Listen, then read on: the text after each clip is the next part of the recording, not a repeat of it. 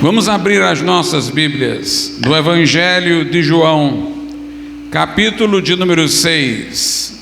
Evangelho de João, capítulo de número 6. Nós leremos o versículo de número 54. Evangelho de João, capítulo 6. O versículo de número 54.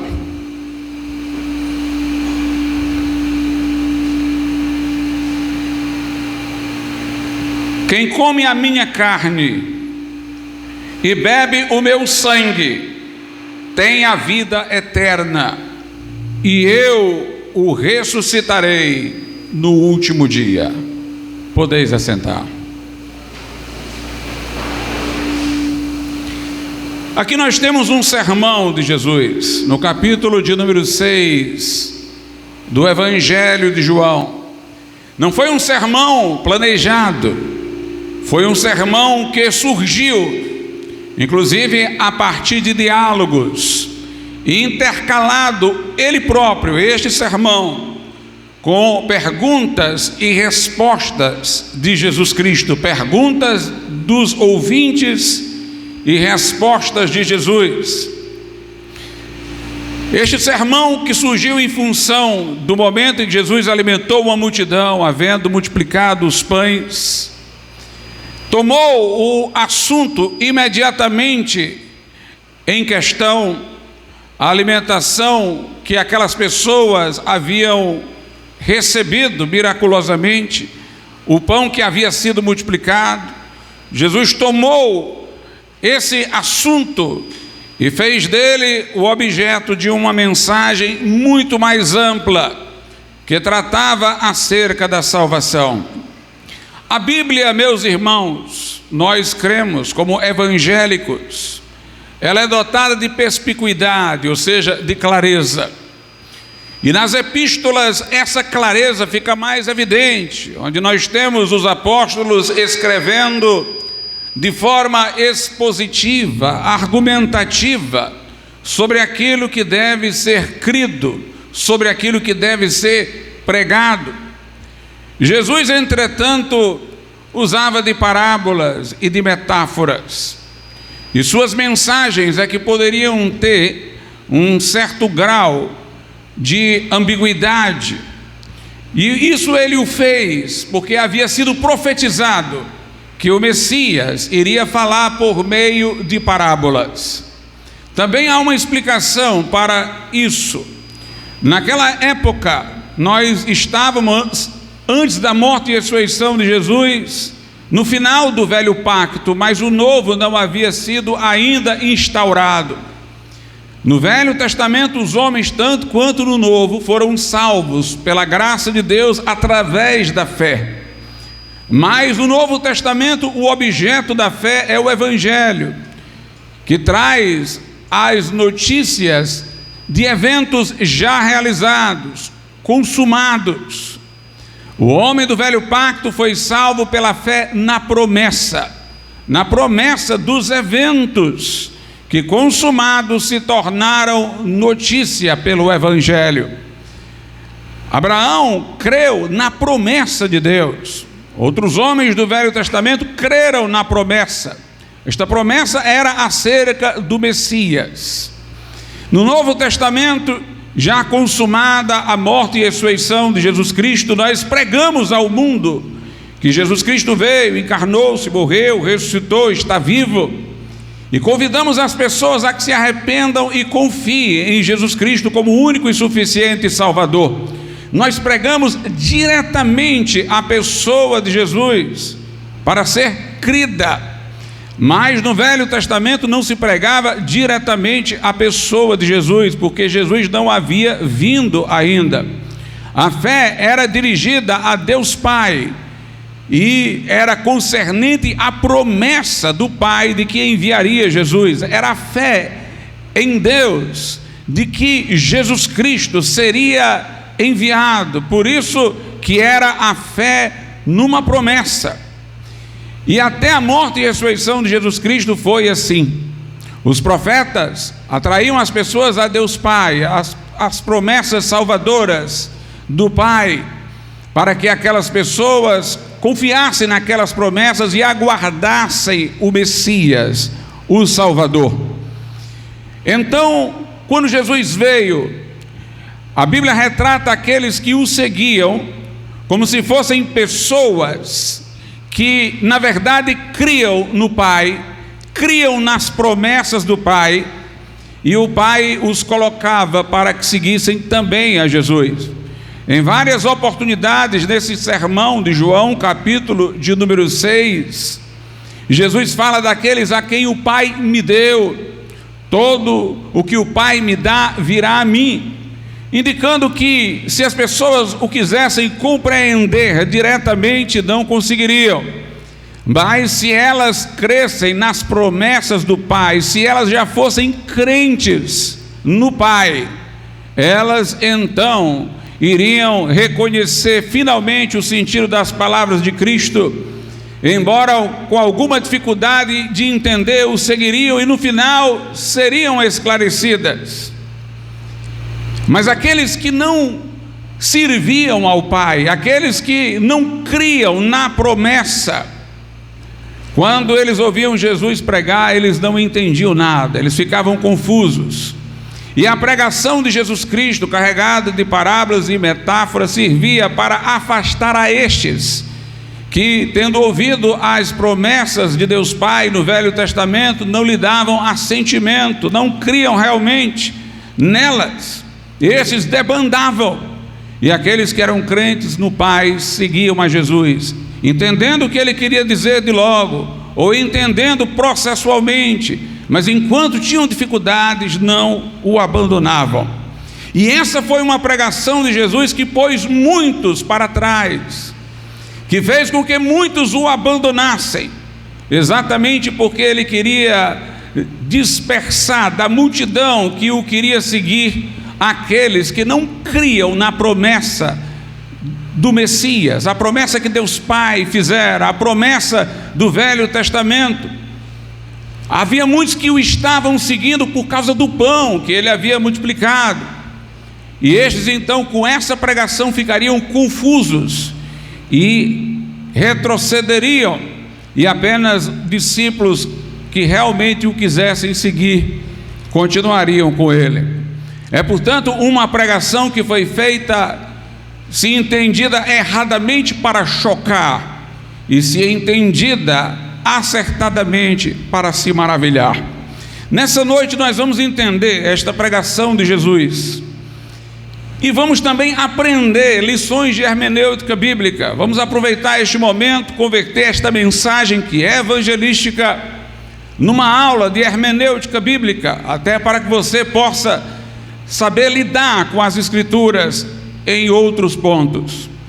Este sermão está no Evangelho de João. A primeira coisa que nós devemos fazer para começar exatamente do princípio de tudo é entender com que finalidade, com que objetivo João escreveu o Evangelho inteiro.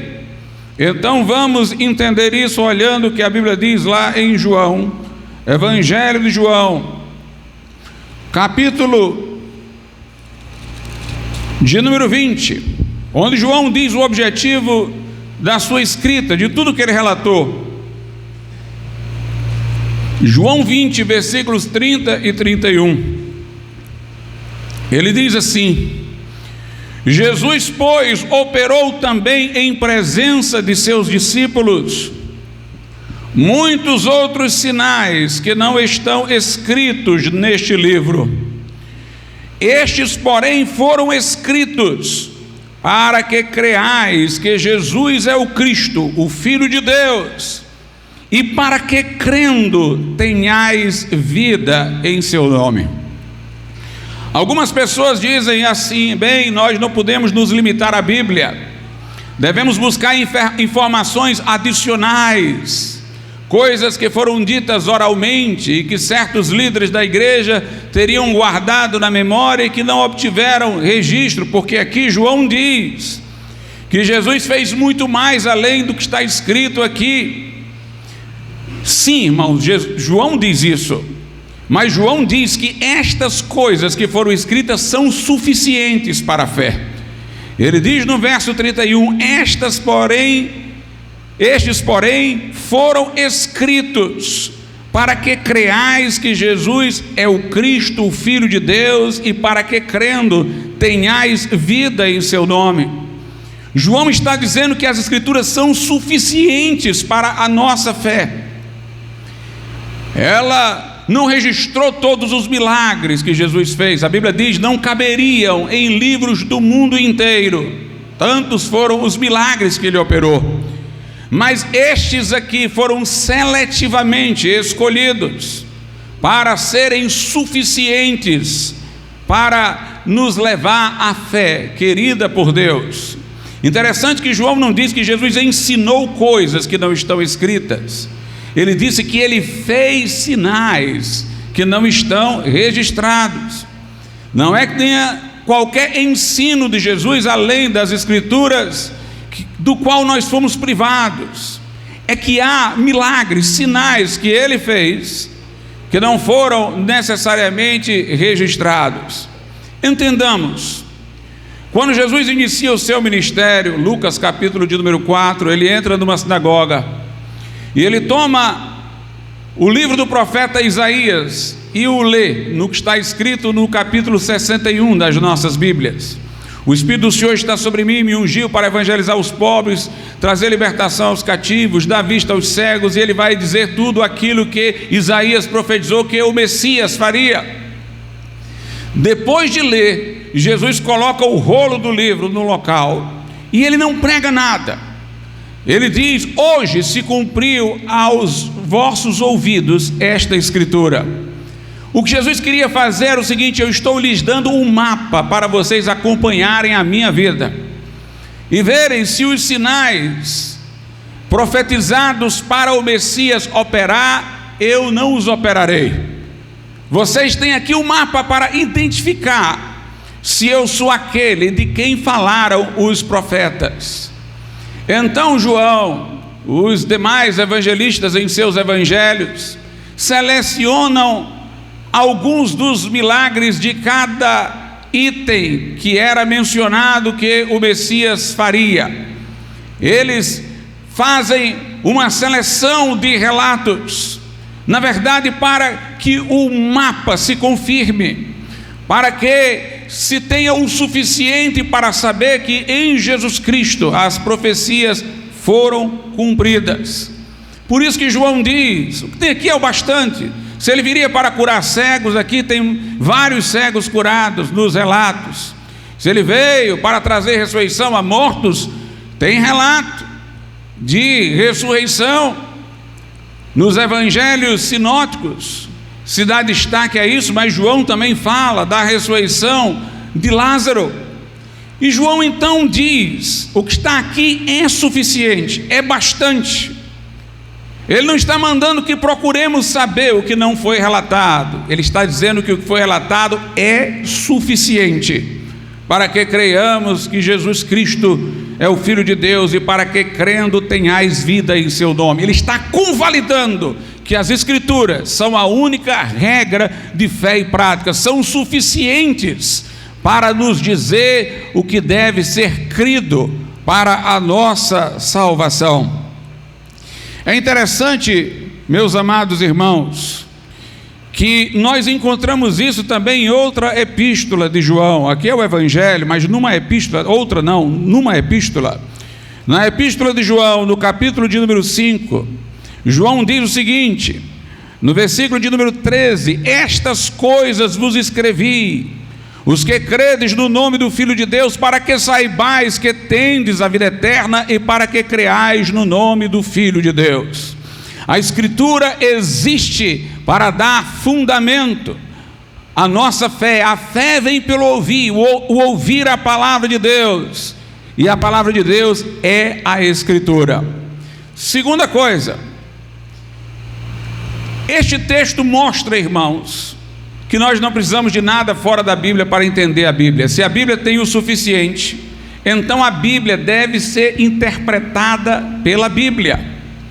Quando nós falamos da clareza das Escrituras, uma doutrina evangélica, nós não estamos dizendo com isso que toda passagem da Escritura é transparente, que ao lê-la o sentido se apresenta facilmente. Não, tem algumas passagens difíceis, mas nós estamos dizendo que aquilo que é necessário para entender a Bíblia está na própria Bíblia.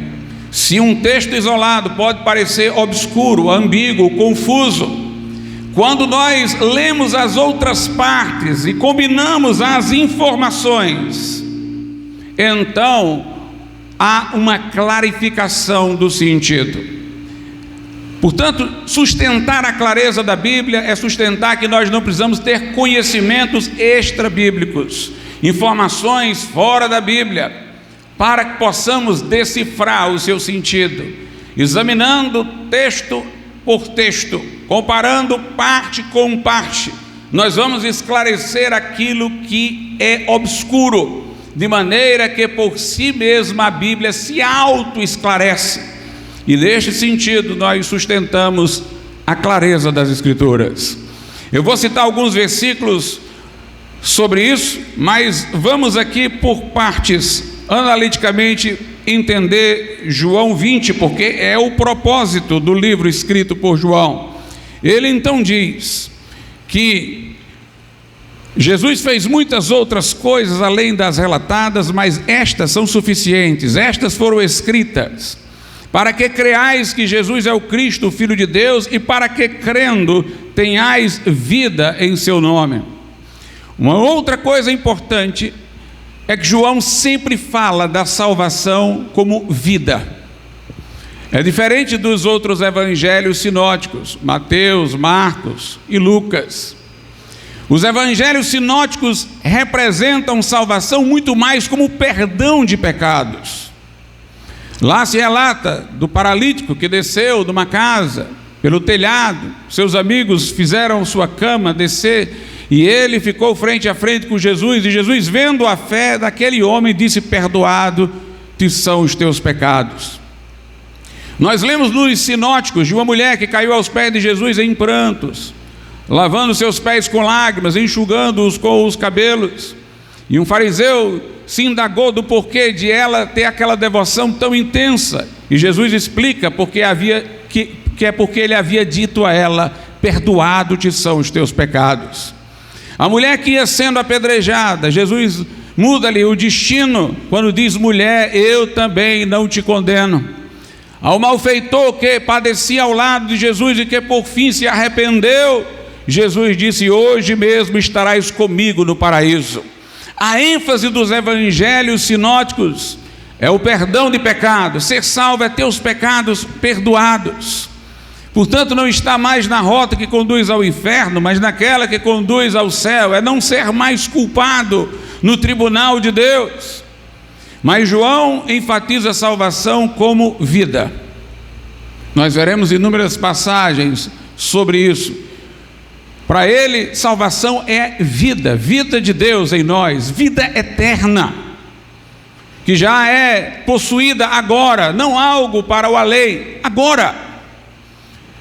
Vida se opõe à morte, e o morto é aquilo que não tem espírito. A Bíblia diz: o corpo sem espírito está morto. E quando Deus fez o homem, fez o seu corpo do pó da terra, soprou nele o espírito, ele tornou-se alma vivente. Os homens, depois da queda de Adão, embora continuando vivos fisicamente, morreram espiritualmente. Uma das coisas que Jesus veio trazer foi a vivificação espiritual. Em João 20, 22, ele assopra sobre os discípulos que não estão fisicamente mortos. E ele diz: recebei o Espírito Santo. Como lá no Éden, Deus fez o homem do pó da terra, soprou no homem o espírito do homem, e ele tornou-se alma vivente. Em João 20, 22, o Cristo ressuscitado assopra a sua vida ressurreta sobre os discípulos que estavam fisicamente vivos, para que eles tenham vida espiritual. Na verdade, meus irmãos, o homem sem Cristo, ele está espiritualmente morto, quer dizer, o Espírito Santo não está nele. O Espírito de Deus não habita no seu espírito. Ele pode estar vivo fisicamente, ele tem o seu próprio espírito humano para animar o corpo, mas ele não tem o Espírito Santo para animar o seu espírito. A Bíblia retrata a conversão como uma vivificação. Paulo aos Efésios: estávamos mortos em delitos e pecados, Deus nos deu vida juntamente com Cristo. É interessante que nas epístolas nós temos um cruzamento de informações. As epístolas tanto falam da salvação como perdão de pecados, como falam da salvação como outorga de vida espiritual. Aos Colossenses, Paulo diz que Deus nos vivificou havendo perdoado os nossos pecados. Note, ele fala das duas coisas. Na verdade, o que nos separa de Deus é o pecado, e quando perdoados somos, então Deus se nos aproxima e somos vivificados. O que faz o Espírito de Deus estar ausente de nós é porque somos culpados. Mas uma vez que o sangue de Cristo faça compensação pela nossa culpa e temos perdão, o obstáculo sai, o Espírito de Deus nos vivifica, passa a habitar em nós. A ênfase de João não é o perdão de pecados, que é a remoção do obstáculo, é a vida. É uma definição mais positiva de salvação, é recuperar a vida espiritual perdida, a comunhão com Deus, a união com Deus, é ser novamente habitado pelo Espírito Santo, é participar da vida divina através da fé. Então ele diz: estes, porém, foram escritos para que creais que Jesus é o Cristo, o Filho de Deus, e para que, crendo, tenhais vida em seu nome. As duas palavras-chave, eu diria, seriam escritura e vida. Estas coisas foram escritas, escrituras, para que tenhais vida. E no meio do caminho está a fé. Eu, pelas escrituras, chego à fé, e pela fé em Jesus eu recebo vida. A fé de que se fala aqui é uma rendição a Deus. Jesus diz por diversas vezes no Evangelho de João: o que vem a mim, quem vem a mim. Ir a Ele quer dizer uma fé que movimenta a pessoa na direção dEle para uma entrega. Não é aquela fé meramente intelectual, cultural, onde alguém reconhece Jesus como um personagem histórico, seus méritos e os acontecimentos de sua morte e ressurreição. Antes é uma fé pessoal, a fé do coração, uma fé que nos movimenta a ir a Cristo e entregar a nossa vida a Ele, para que Ele possa salvar-nos. E é nessa fé nós recebemos a vida de Deus, recebemos a vida ressurreta de Jesus, somos vivificados, havendo os nossos pecados sido, antes disso, perdoados pelo sangue de Jesus. Então as palavras-chave são escritura e vida, mas eu vou traduzi-las de outra maneira. Eu poderia falar escritura, a palavra de Deus, e eu poderia falar vida, espírito, porque ter vida é ter o Espírito de Deus. Palavra e espírito, escritura e vida. Em João 6, Jesus diz no final do sermão: as palavras que eu vos tenho dito são espírito e são vida. Note mais uma vez a junção: palavra e espírito, palavra e espírito, escritura e vida. Eu vou ler novamente o texto da primeira epístola de João, que já li, mas com uma parte anterior que não foi lida. Primeira epístola de João, capítulo de número 5. Olha aí a partir do verso de número 10. Quem crê no Filho de Deus, em si mesmo tem o testemunho. Quem não crê, mentiroso fez, porquanto não creu no testemunho que Deus de seu Filho deu. E o testemunho é este, que Deus nos deu a vida eterna, e esta vida está em seu Filho. Quem tem o Filho tem a vida. Quem não tem o Filho de Deus não tem a vida. Estas coisas vos escrevi, os que credes no nome do Filho de Deus, para que saibais que tendes a vida eterna, e para que creais no nome do Filho de Deus. Note, ele fala de vida que se tem através de Jesus. Quem tem o Filho tem a vida está em Jesus, temos vida eterna através de Jesus, e ele fala que isso se dá por meio da fé, e estas coisas foram escritas para gerar esta fé. Escritura e vida, palavra e espírito. Então, os termos básicos do Evangelho de João são Escritura e vida, palavra e Espírito. O objetivo deste Evangelho é mostrar-nos que a salvação é apenas através da fé, não de obras. É crendo nele, no sentido de confiar a ele a vida, entregar a ele o coração, confiando que ele pode nos salvar. É a fé pela qual somos salvos, que é esclarecida pela Escritura, é alimentada pela palavra. Se dirige a Cristo e recebe vida. Esse é o objetivo do Evangelho de João, é mostrar suficiência da Bíblia, clareza da Bíblia, a função da palavra para fundar a nossa fé e o que recebemos de Cristo, que é vida espiritual. Veja o que ele diz, João, no capítulo de número 5, versículo de número 24. João 5, versículo de número 24. Na verdade vos digo, que quem ouve a minha palavra, anote palavra, e crê naquele que me enviou, tem a vida eterna, e não entrará em condenação, mas passou da morte para a vida. Note como a ênfase está na palavra. Quem ouve a minha palavra, crê no que me enviou, tem a vida eterna, palavra e vida, não entrará em condenação, mas já passou da morte para a vida. Ainda João 5, versículos 39 e 40, examinais as Escrituras, a palavra, porque vós cuidais ter nelas a vida eterna, vida, e são elas que de mim testificam, para que seja crido. E não quereis, contudo, vir a mim para terdes vida. Jesus está reprovando os fariseus. Vocês têm as Escrituras, vocês examinam. Note, ele não fala de examinar alguma coisa além das Escrituras, mas as próprias Escrituras, uma parte esclarecendo a outra. Vocês examinam. Ela trata da vida eterna, ela é o bastante para informar sobre a vida eterna. Ou elas, porque ele fala as Escrituras, são o bastante para informar sobre a vida eterna, são elas que de mim testificam. Contudo, vocês rebeldemente não querem vir a mim para ter vida.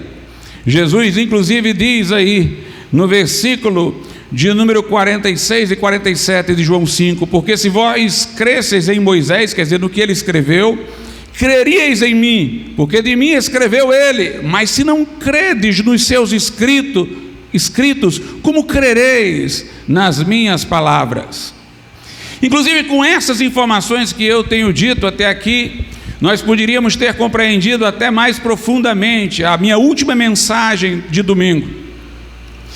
No domingo passado eu falei sobre o texto de João, capítulo 3, em que Jesus diz que é necessário nascer de novo para ver o reino de Deus, para entrar no reino de Deus. Ele diz que é necessário nascer da água e do Espírito. E nós explicamos que alguns confundem aí nascer da água como sendo o batismo, como se o Espírito Santo, por meio da água batismal, nos regenerasse e nos transformasse em filhos de Deus. Apesar de uma leitura contextualizada com uma determinada tradição religiosa possa induzir a este sentido, nós vimos que pelo restante da Escritura o sentido não pode ser esse. Primeiro, pelo próprio contexto do diálogo. Nicodemos, que é aquele com quem Jesus fala e a quem Jesus diz que é necessário nascer de novo, ele pensa no nascimento físico primeiramente. Devo eu tornar ao ventre da minha mãe para nascer outra vez? Jesus diz, não. O que é nascido da carne é carne, o que é nascido do Espírito é Espírito. Como quem diz, você não tem que ter um segundo nascimento físico, você tem que ter um nascimento de outra ordem agora, um nascimento espiritual, do Espírito Santo. Ora, se Jesus estava reprovando porque achava que era uma coisa material voltar ao ventre da mãe e nascer, como isso poderia se operar através da água, que é uma substância material? Como poderia Jesus estar reprovando um homem por ele estar entendendo uma coisa não de forma espiritual, mas física, quanto a nascer outra vez? e Jesus estaria ao mesmo tempo ensinando que esse novo nascimento ocorreria por um meio físico, como um batismo, um meio mecânico. Não faz sentido. Nascer da água e do Espírito, nós aprendemos. A água é um símbolo na Bíblia da palavra de Deus. Em Efésios 5:26, a Bíblia diz que a igreja foi santificada pela lavagem da água, pela palavra de Deus. Em João 15:3, Jesus disse: vós estáis limpos pela palavra que vos tenho falado. Então, a palavra é como se fosse a água, de que se vale o Espírito Santo para mudar as nossas vidas, para nos regenerar. Se o nascimento segundo não era físico, a água também não poderia ser física, porque Jesus disse que estava falando de modo espiritual. Ele diz a Nicodemos: olha, se eu te falei comparando com coisas terrenas, nascimento, água, e tu não entendeste, imagine se eu te falar da forma como isso é falado no céu, se eu te falar de coisas da forma celestial. Portanto, nascer da água e do Espírito é nascer da palavra e do Espírito. Isso está em pleno acordo com o que temos falado até aqui, que as palavras que se repetem em João é palavra e Espírito. Em Tiago nós vimos no capítulo 1, é dito que fomos gerados, nascidos de novo pela palavra da verdade. Em Pedro, na sua epístola, é dito que nós renascemos outra vez, não de semente corruptível, mas da incorruptível, que é a palavra de Deus, a qual é viva e permanece. Nascer da água e do Espírito é nascer da palavra de Deus e do Espírito Santo. Escritura e vida, palavra e Espírito, é este o par que sempre acompanha. Citamos aqui no domingo passado que há uma passagem no Velho Testamento que diz que Deus criou o mundo por sua palavra e por seu Espírito. São duas coisas ligadas. A Bíblia diz que a palavra de Deus é a espada do Espírito. Pais da igreja diziam que os braços com que Deus trabalha são a palavra e o Espírito Santo. É essa a ênfase de João. É verdade que o batismo nas águas, ele representa simbolicamente esse novo nascimento. Ele é um testemunho exterior dado por uma pessoa que teve uma obra interior. A pessoa que teve esse novo nascimento da água e do Espírito quer testemunhar ao mundo que isso aconteceu. E o batismo nas águas, público, adulto, sob profissão de fé, permite que ela o faça. Então, os termos básicos aqui são palavra e Espírito. Vamos agora entender outra coisa do Evangelho de João, para chegarmos ao pleno entendimento de João 6. Os três evangelhos sinóticos, Mateus, Marcos e Lucas, trazem muitas parábolas. As parábolas que Jesus contava, que depois ele dava a interpretação para os seus discípulos, eram histórias, narrativas. Ele criava uma ilustração na forma de uma pequena história, para dar uma lição, para dar uma instrução. O Evangelho de João não tem parábolas, tem metáforas. Nós não encontramos Jesus contando histórias, nós encontramos Jesus se comparando a alguma coisa, através de metáforas. É no Evangelho de João que Jesus diz: eu sou o pão que desceu dos céus. Quem beber da água que eu dou, se fará dele uma fonte a jorrar para a vida eterna. Quem tem sede, vem a mim e beba. É no Evangelho de João que nós encontramos Jesus dizendo: eu sou a porta, quem entrar por mim salvar-se-á. Eu sou o caminho, a verdade e a vida. É no Evangelho de João que nós encontramos Jesus se comparando a um pastor: eu sou o bom pastor que dá a vida pelas ovelhas. A uma videira: eu sou a videira verdadeira. Então aqui nós não temos pequenas histórias, nós temos metáforas. Jesus se apresenta comparando-se com coisas que nós conhecemos pelos sentidos. Ele usa metáforas. Obviamente ele não é uma porta com um trinco, ele não é uma estrada como num caminho no sentido físico. Ele não é uma planta como a videira, ele está a comparar-se com estas coisas em função de algum aspecto da semelhança que ele quer ressaltar para a sua mensagem, para o que vai dizer. O Evangelho de João é cercado por metáforas. Essa é uma outra coisa importante para nós entendermos o Evangelho de João. Terceira coisa que eu colocaria como básica é que normalmente esses sermões de Jesus em João, eles vêm de algum acontecimento que desperta o sermão e que serve de gatilho para todas as comparações. Jesus está sedento, dirige-se a uma mulher samaritana, e pede água, porque ela fora tirar água de um poço. E daquilo ali vem um diálogo, onde ele compara a salvação que ele oferece a uma água viva. Em João 6, Jesus multiplica os pães, alimenta o povo, e depois ele vai dizer: eu sou o pão que desceu dos céus. Na oportunidade da morte de Lázaro, ele o ressuscita fisicamente, mas ele também toma aquilo para pregar uma coisa espiritual. Ele diz: eu sou a ressurreição e a vida, quem crê em mim nunca morrerá. Obviamente ele não está falando de uma vida que não é atingida pela morte do ponto de vista físico, mas de uma vida espiritual, que a morte física não pode subtrair. Ele está falando aí de uma ressurreição espiritual. Note, ele sempre toma uma coisa física e ele a faz paradigma para uma comparação que tem um sentido inteiramente espiritual, sem nada físico. Como João relata vários casos desse tipo, semelhantes, nós podemos observar cada um e ver qual é o padrão, para entender a linguagem de Jesus, como é que ocorre o padrão. Então vamos ver em João capítulo de número 4. João capítulo 4, o diálogo com a mulher samaritana. Diz aí a Bíblia Sagrada,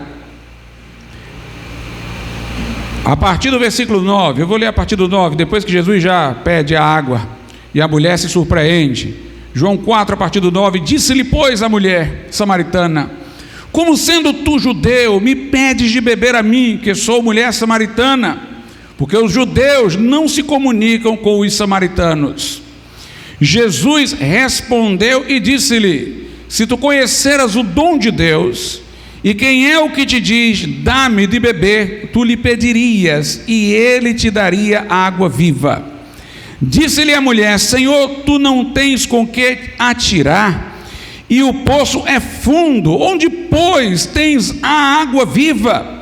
És tu maior do que nosso pai Jacó, que nos deu o poço, bebendo ele próprio dele, e os seus filhos e o seu gado?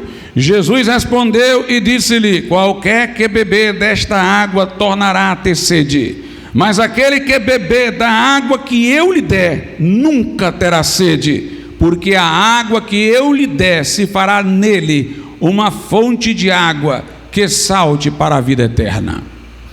Observe como é um padrão repetitivo. Jesus, quando vai dizer a Nicodemos que ele tem que nascer da água e do Espírito, Nicodemos pensa que é alguma coisa física. Devo eu voltar ao ventre da mãe para nascer outra vez? Jesus diz: o que é nascido da carne é carne, e o que é nascido do Espírito é Espírito. Eu estou falando, portanto, de um novo nascimento espiritual. Sempre o ouvinte pensa que é alguma coisa física, e sempre Jesus o corrige. Aqui Jesus diz à mulher samaritana: se tu conheceras o dom de Deus, que é a salvação, e quem é o que fala contigo, o Salvador, tu lhe pedirias e ele te daria água viva.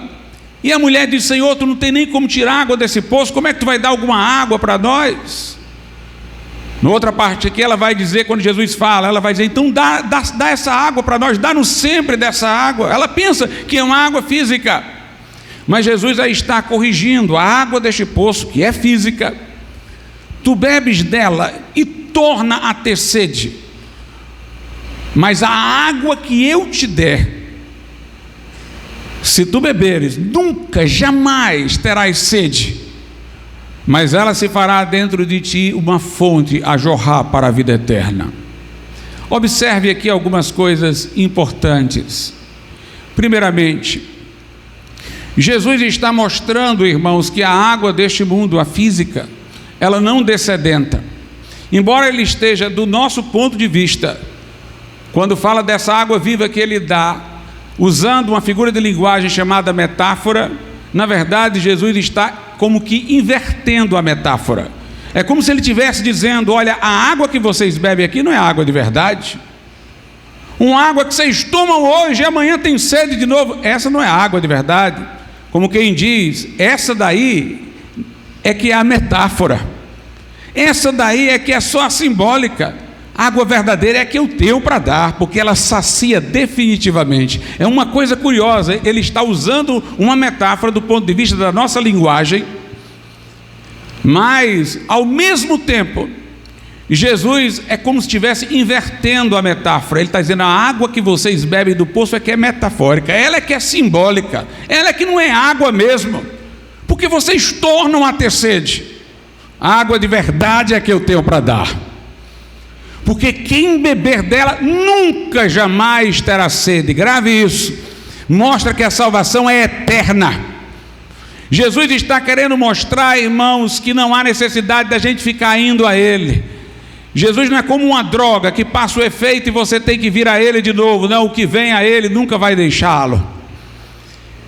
A mulher ia ao poço todo dia, mas Ele diz: a mim você vem uma vez só. Você vem beber da água que eu tenho uma vez só, porque depois você vai ter uma fonte dentro de você. Porque quem beber da água que eu der, dentro dele se fará uma fonte a jorrar para a vida eterna. Você não vai vir a mim de novo, eu vou estar dentro de você. Você vai ter a água no seu coração e nunca jamais terá sede. Ou seja, um verdadeiro crente nunca vai retroceder. A ênfase é que o que ele está falando é espiritual e não físico. É que o físico é medíocre porque não satisfaz, o espiritual satisfaz de uma vez para sempre, sem rotina. E que o crente, portanto, será crente para sempre quando vem a Ele.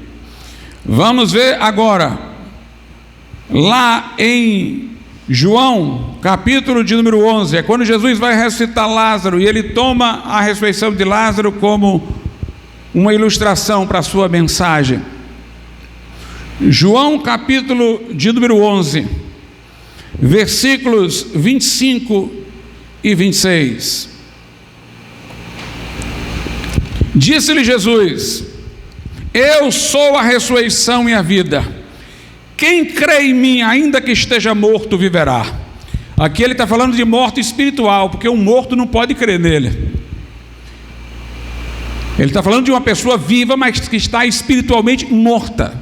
Quem crê em mim, ele está crendo, ele está aqui para crer. Ainda que esteja morto, ele está fisicamente vivo para crer, mas está espiritualmente morto. Aquele que crê em mim, ainda que esteja morto, viverá. E todo aquele que vive e crê em mim nunca irá morrer. Crês tu isto?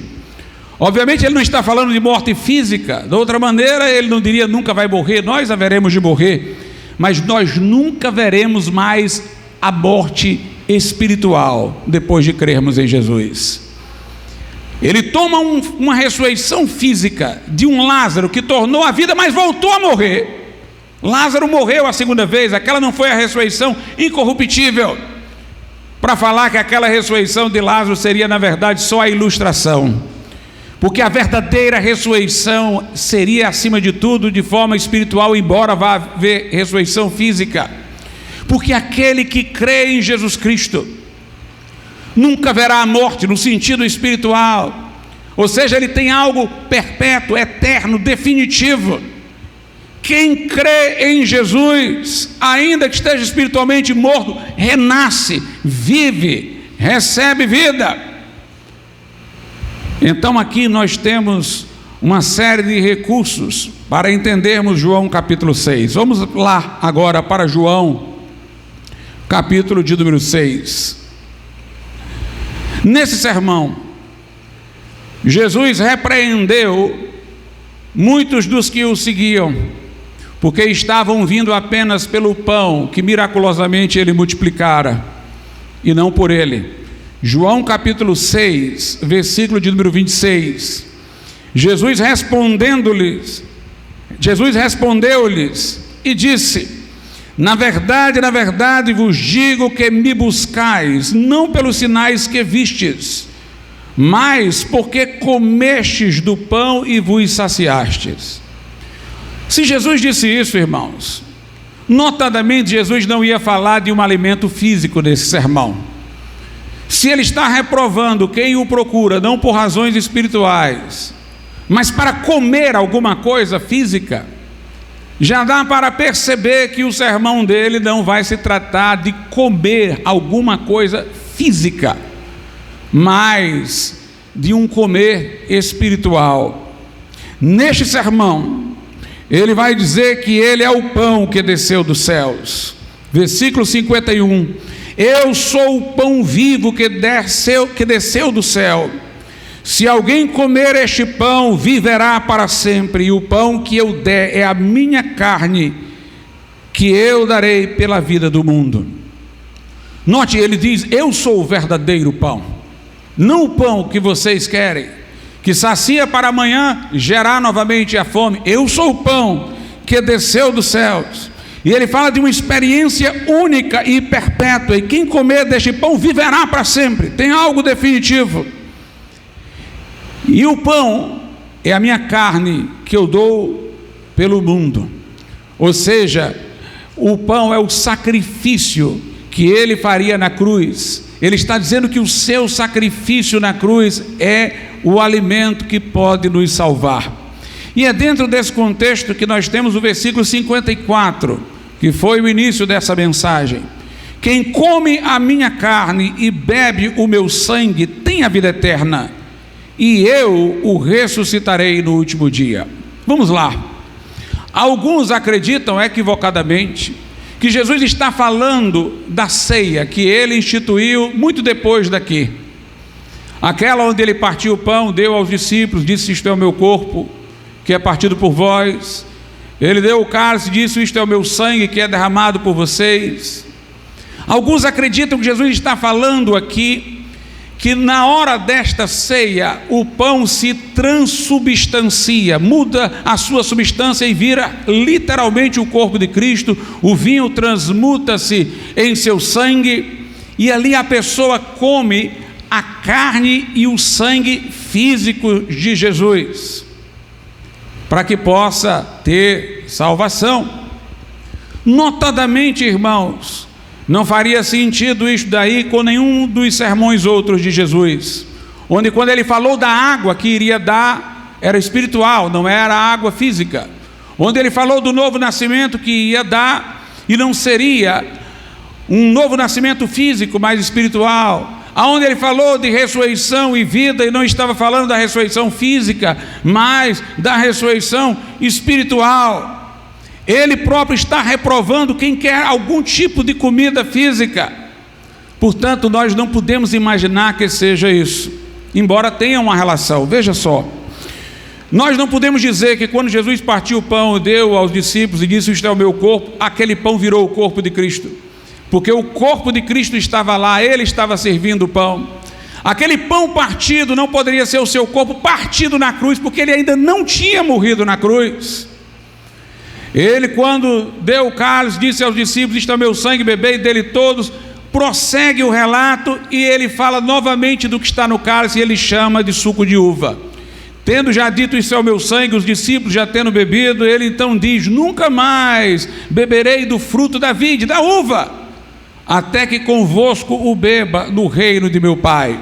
O sentido daquela instituição está no que ele disse no final: fazei isto em memória de mim. É um memorial. Agora, tem alguma relação com isto? Por quê? Porque a ceia é um memorial do sacrifício de Cristo, mas na hora que nós comemos o pão, bebemos o vinho, é também um memorial do dia em que nos convertemos, em que este comer sua carne e beber o seu sangue, que ele está falando aqui, realmente aconteceu. Ele está falando aqui não de uma coisa física, ele está falando, conforme veremos, de uma realidade espiritual, de uma experiência espiritual. Agora, assim como o novo nascimento é uma experiência espiritual, mas que nós representamos no batismo em água, assim também a cada ceia nós trazemos à memória não só o que Jesus fez, mas o dia da nossa conversão, quando não pela boca, mas pela fé, nós comemos a sua carne e bebemos o seu sangue, nós nos apropriamos do seu sacrifício.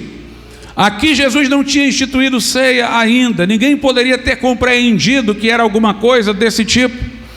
O sentido aqui é outro, vamos entendê-lo. Se eu for pegar todos os outros sermões, eu verei que tudo se refere à fé. Como João diz, estas coisas foram escritas para que creais que Jesus é o Filho de Deus e para que crendo tenhais vida em seu nome. Sempre a lição é essa: crer e ter vida no nome de Jesus.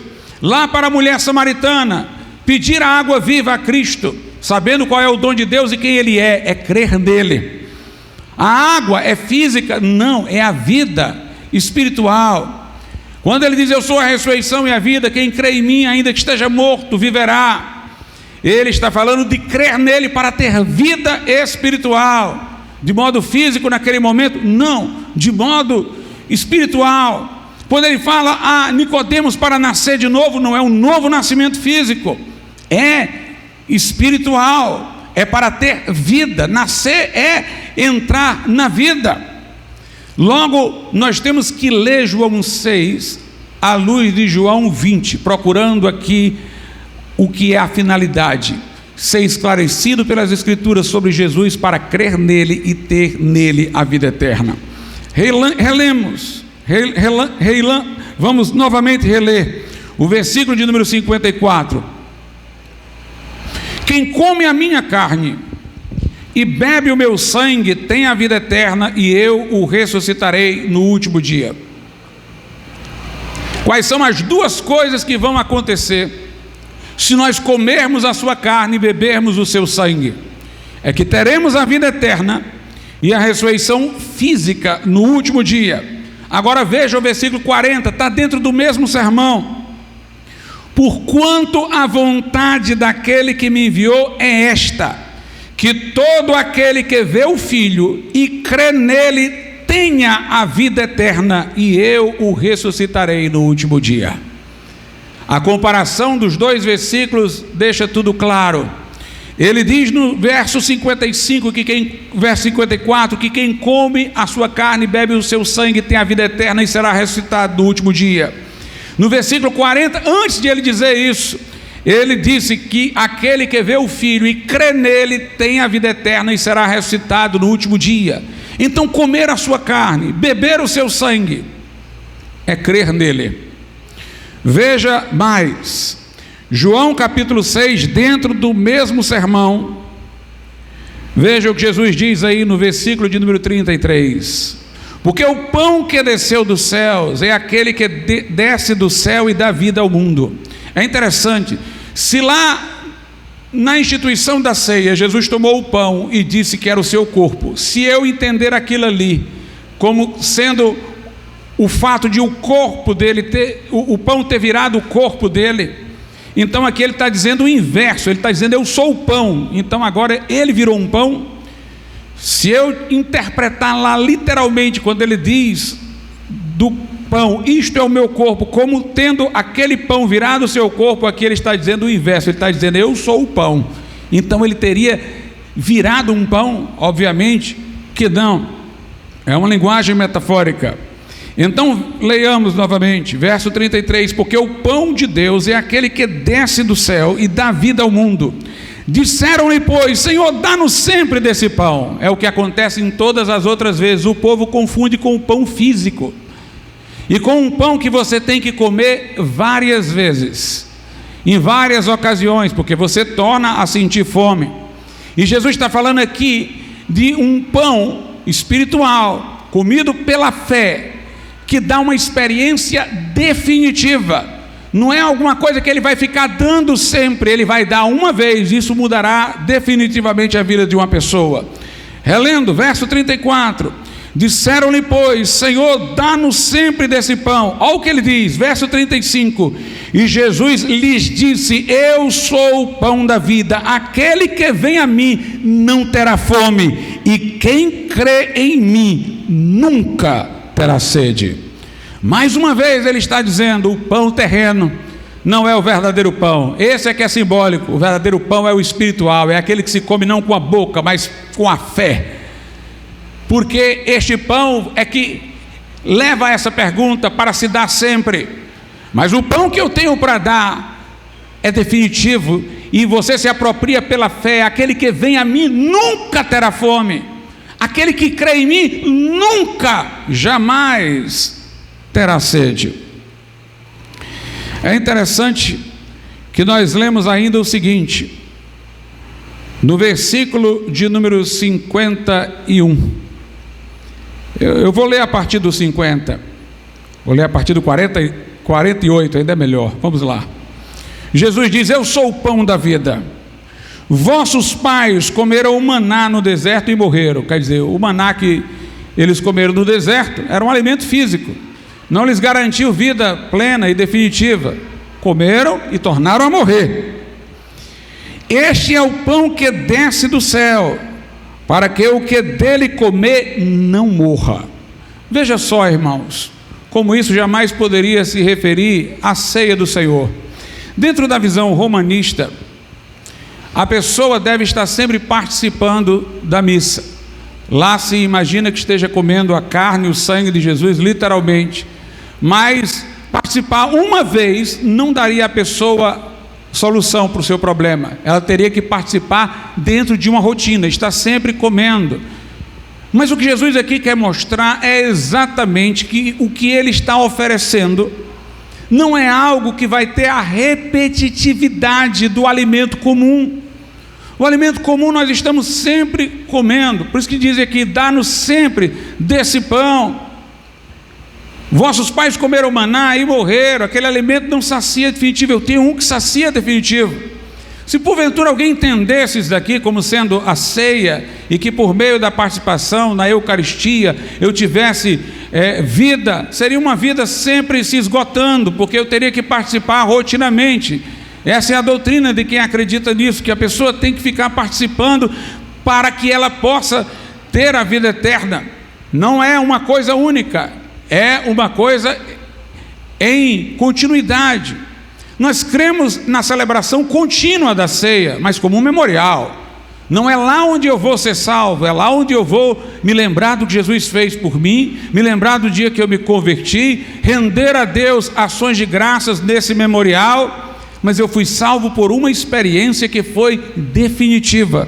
É o que Jesus está querendo dizer aqui, de algo que se pode receber em definitivo. Não é como um alimento daqui que você tem que sempre comer, que a pessoa come mas ainda assim morre. É algo que se recebe, tem vida para sempre, como ele diz lá em João 20: para que crendo em Jesus tenhais vida em seu nome. Mas vamos reler. Então ele diz aí, versículo 51: eu sou o pão vivo que desceu do céu. Se alguém comer deste pão, viverá para sempre. E o pão que eu der é a minha carne, que eu darei pela vida do mundo. Disputavam, pois, os judeus entre si: como nos pode dar este a sua carne a comer? Jesus, pois, lhes disse: na verdade vos digo que se não comerdes a carne do Filho do Homem, não beberdes o seu sangue, não tereis vida em vós mesmos. O que Jesus está dizendo aqui mostra, irmãos, que é uma experiência única. Ele está dizendo que quando a pessoa come a sua carne, bebe o seu sangue, que eu tenho explicado que é crer nele, a pessoa passa a ter vida em si mesma. Ela não precisa mais procurar vida do lado de fora, a vida está dentro dela. É a mesma coisa lá de João 4, quando Jesus diz à mulher samaritana que pedia para que ele desse sempre dessa água viva de que falava. Jesus disse: não precisa não. Se tu receberes essa água que eu te der, ela se fará dentro de ti uma fonte que jorra para a vida eterna. Você não vai precisar buscar de novo não. Você nunca jamais terá sede. Jesus está dizendo: quem come a minha carne e bebe o meu sangue, diferentemente do pão que está sempre comendo para prolongar a vida, não vai precisar fazer isso várias vezes. Quando comer a minha carne e meu sangue, tem vida em si mesmo. É a mesma coisa de dizer: tem dentro dele uma fonte que jorra para a vida eterna. É uma experiência definitiva. Como ele diz no versículo de número 35, nunca terá fome, nunca terá sede, quem vem a mim, quem crê em mim. Como quando ele diz: quem come a minha carne e bebe meu sangue, tem a vida eterna. Quem crê no Filho, tem a vida eterna. Se é eterna, ela não se desfaz, ela não perde o seu vigor. Jesus está dizendo àqueles que imaginavam ficar toda hora recebendo isso que ele estava oferecendo, que não é uma coisa de rotina, é uma experiência única, transformadora e definitiva. Ele diz: se vocês não comerem a minha carne, beberem o meu sangue, vocês não vão ter vida em vocês mesmos. Agora, os que defendem que poderia ser realmente a ceia, imaginando que o pão vire o corpo de Cristo literalmente, se ancoram no versículo 51, onde Jesus diz assim: a minha carne verdadeiramente é comida, e o meu sangue verdadeiramente é bebida. Eu lembro-me de uma vez em que eu já era convertido, mas o meu pai me proibia de ir para a igreja, e me obrigava a continuar indo para a igreja dele. E lá eu ouvi o sacerdote dizer insistentemente que havia uma transubstanciação na hora da instituição da Eucaristia, porque Jesus aqui disse: minha carne verdadeiramente é comida, meu sangue verdadeiramente é bebida. Mas o que Jesus queria dizer aqui não é isso. O que Jesus quer dizer aqui, irmãos, é que o físico não é o verdadeiro. Quando ele diz à mulher samaritana: tu bebe desta água e torna-te sede, ele quer dizer: esta água física não é verdadeira. A água verdadeira é a espiritual que eu te dou, porque essa você não fica tornando a ter sede, mas você nunca jamais terá sede, se faz dentro de você uma fonte a jorrar para a vida eterna. O que Jesus está querendo dizer aqui é isso. Ele está dizendo: o pão que vocês comem, vocês tornam a morrer. O pão que vocês comem, vocês têm que pedir mais amanhã. Este pão não é verdadeiro. Mas a minha carne, que é apropriada por fé, é verdadeiramente comida e bebida. O meu sacrifício é o verdadeiro alimento. A ingestão espiritual do meu sacrifício é o verdadeiro alimento. Para que ninguém tenha dúvida disso, veja o que Jesus diz em João, capítulo de número 15.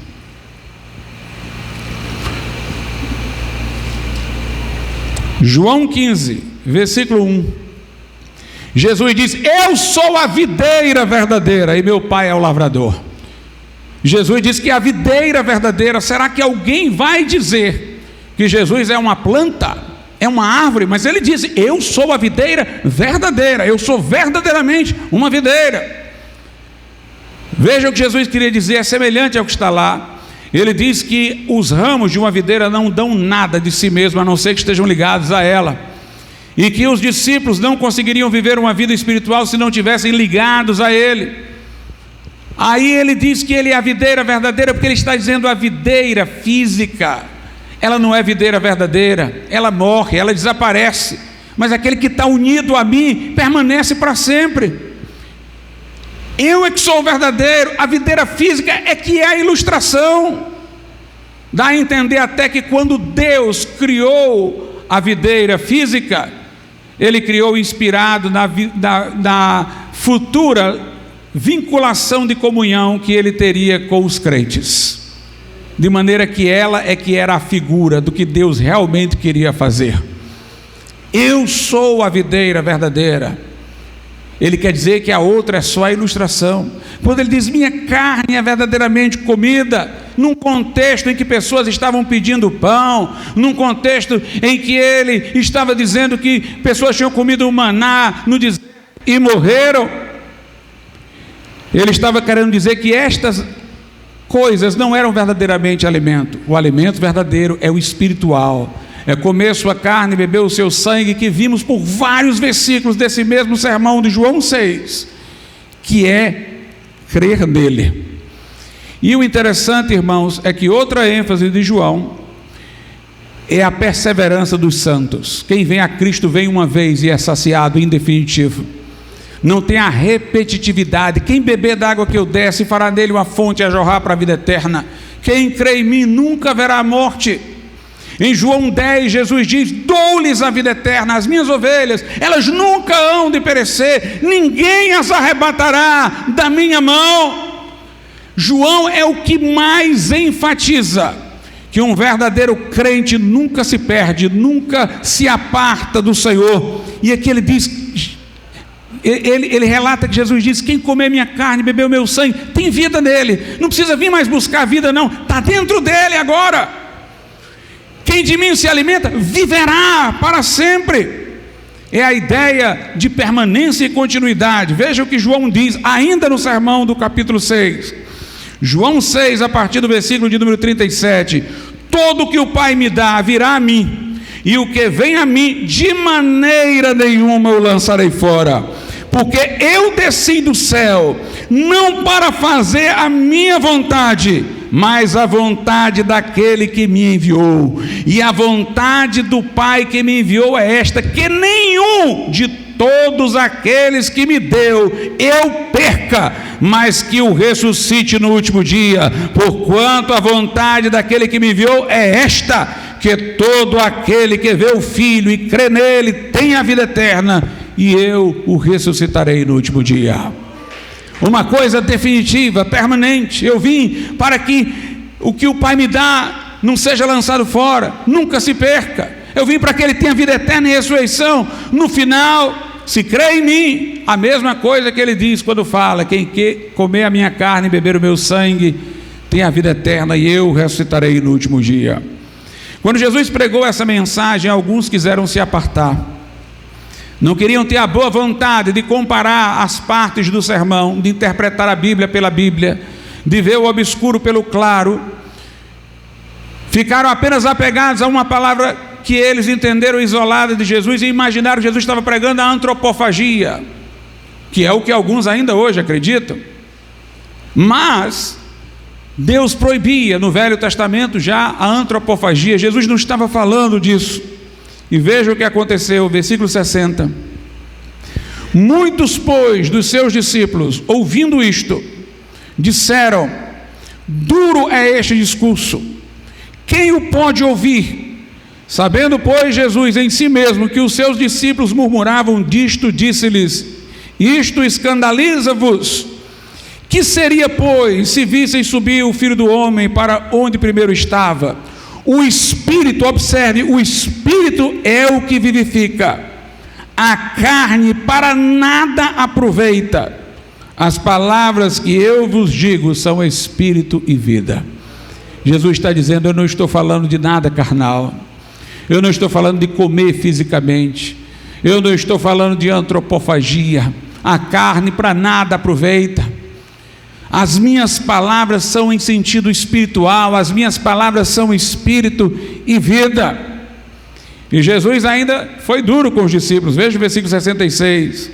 Desde então muitos dos seus discípulos tornaram para trás e já não andavam com ele. Então disse Jesus aos 12: quereis vós também retirar-vos? Respondeu-lhe, pois, Simão Pedro: Senhor, para quem iremos nós?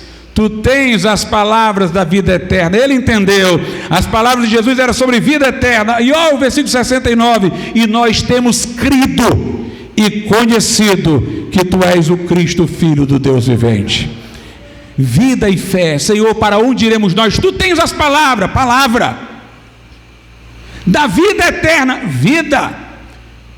E nós temos crido que tu és o Filho de Deus, e para que crendo tenhais vida em seu nome, pela palavra, pela escritura. É o mesmo princípio lá de João 20 que norteia todas estas coisas. Nós, meus irmãos, nos alimentamos do sacrifício de Jesus, mas de forma espiritual. Em 2 aos Coríntios, capítulo 5, versículo 16, a Bíblia diz: se alguns conheceram Jesus segundo a carne, Paulo diz: todavia, agora já não é mais deste modo que nós o conhecemos. Ele não poderia dizer isso se durante a celebração da ceia o corpo de Cristo estivesse lá. Ele disse: nós já o conhecemos segundo a carne. Se alguém aqui o conheceu, agora já não é mais dessa maneira. Nós conhecemos Jesus espiritualmente.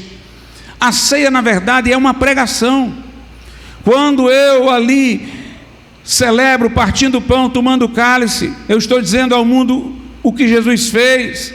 Eu estou dizendo ao mundo representativamente como foi a minha conversão.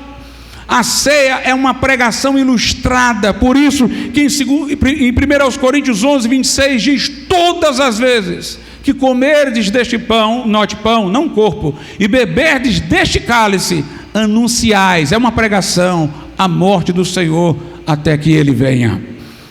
Ali é uma pregação. Na ceia eu me alimento, mas o alimento principal não é o pão que eu como, é o espiritual, é quando eu sou consolado com a palavra de que Jesus me salvou. Enquanto a minha boca come o pão, a minha fé está ali recebendo o conforto. Isto é o meu corpo partido por vós. Eu estou recebendo a promessa, a palavra. A Bíblia, irmãos, tem claramente essa linguagem. Veja o que diz aí Jeremias, capítulo de número 15, versículo 16. Comer a palavra é crer, comer a palavra. Jeremias 15, 16. Achando-se as tuas palavras, ele está dizendo a Deus, logo as comi, e a tua palavra foi para mim gozo e alegria no meu coração, porque pelo teu nome sou chamado, ó Senhor Deus dos exércitos. Jeremias fala de comer a palavra como um símbolo da fé. Achando as tuas palavras, eu me alimentei delas, eu comi as tuas palavras. Lá em Romanos, capítulo de número 14, a Bíblia diz no versículo 17: porque o reino de Deus não é comida nem bebida, mas justiça e paz e alegria no Espírito Santo. Jesus estava dizendo aos seus ouvintes naquele dia: ninguém aqui pode ser salvo sem o que eu vim para fazer. Ninguém tem alimento se eu não der este alimento. E este alimento vem pela cruz. O pão que eu dou pelo mundo é a minha carne. Não há salvação senão no meu sacrifício. E vocês têm que se apropriar do meu sacrifício, receber essa palavra sobre a cruz. A Bíblia diz: a palavra da cruz é loucura para os que perecem, mas para nós que somos salvos é o poder de Deus e a sabedoria de Deus.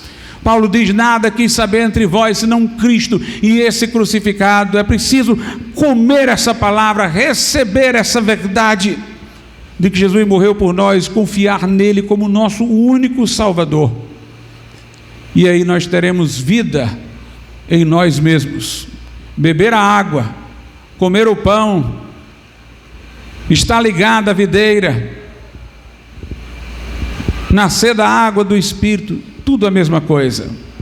É você entender a Escritura, crer que Jesus é o Salvador e ir a Ele e ter vida no seu nome. Vamos ficar de pé.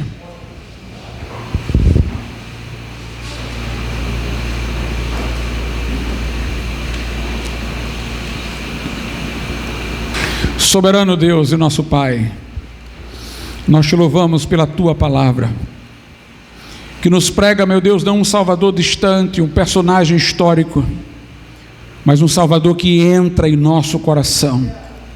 Como diz a Escritura: todos quanto o receberam, os que creem no seu nome, deu-lhes o poder de serem feitos filhos de Deus. Nós, ó Pai, pedimos-te que pessoas nessa noite, arrependidas de seus pecados, possam vir a Jesus Cristo e colocarem suas vidas aos seus cuidados salvadores, ó Pai. Que pessoas hoje tomem a decisão de confiar em Jesus como único, exclusivo, todo suficiente Salvador. Que na cruz vejam os seus pecados que geraram a Ele tanto sofrimento, e veja tanto amor que o dispôs a tanto para nos salvar. Que Que a fé, meu Deus, acolha a salvação que vem do sangue da cruz.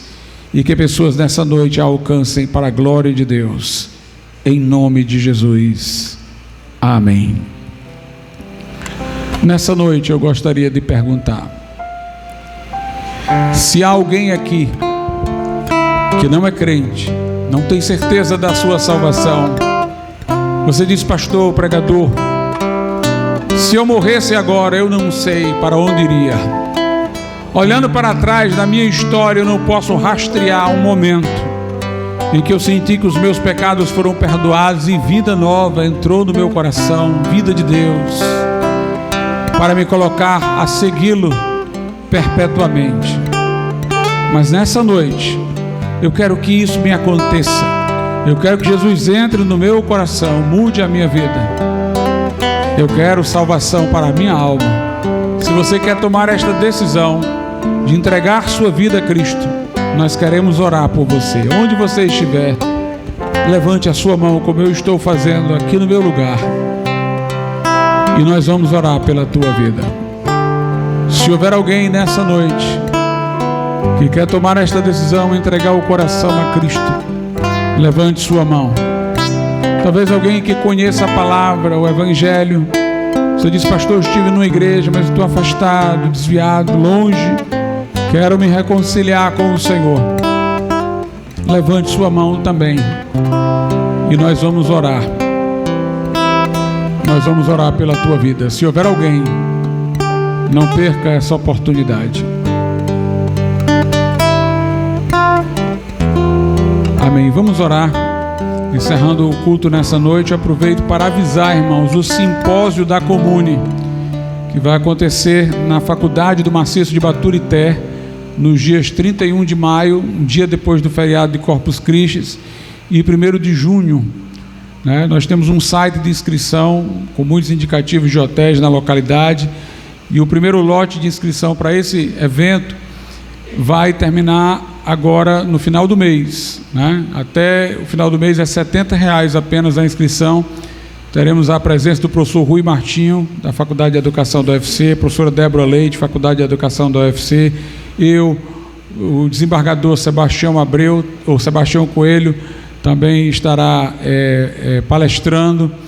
Também teremos o professor Davi, e vai ser uma bênção. Convidamos a todos para se inscreverem, e alguns irmãos aqui podem dar informação, como o irmão Herbert e o irmão Jairo.